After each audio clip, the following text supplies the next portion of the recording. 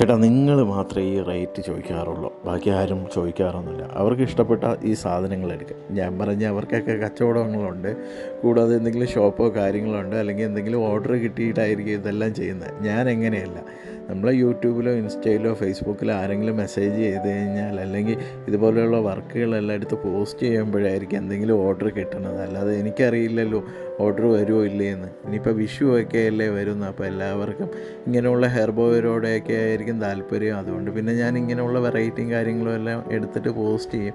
ഇഷ്ടപ്പെടുന്നവർ നമ്മളെ വിളിക്കും, വേണം എന്ന് പറയുമ്പോൾ നമുക്ക് റെഡിയാക്കി കൊടുക്കാം. മറ്റവർ അതുപോലെയല്ലല്ലോ, ഷോപ്പെല്ലാം നടത്തുന്നവരാണെന്നുണ്ടെങ്കിൽ അവർക്ക് ഇതുപോലെയുള്ള സാധനങ്ങൾ നിങ്ങളെ നിന്ന് മേടിച്ചുകൊണ്ട് പോകുമ്പോഴത്തേക്കും റേറ്റും കാര്യങ്ങളൊന്നും ചോദിക്കേണ്ട ആവശ്യമില്ല എന്ന് പറഞ്ഞു. അപ്പോൾ അമ്മുക്കുട്ടിക്കാണ് ഈ കംപ്ലീറ്റ് ഹെയർ ബോ റെഡിയാക്കി കൊടുത്തിരിക്കുന്നത്. അപ്പോൾ എല്ലാവർക്കും ഇഷ്ടപ്പെട്ടതെന്ന് വെച്ചാൽ മഞ്ഞയാണ്. അപ്പം ഞാൻ പറഞ്ഞു എല്ലാ കളറും കൊള്ളാമല്ലോ എന്ന് ചോദിച്ചപ്പോഴത്തേക്കും ഓരോ കൂട്ടുകാർക്കും ഓരോ കളേഴ്സിനോട് താല്പര്യം കാണില്ലേ.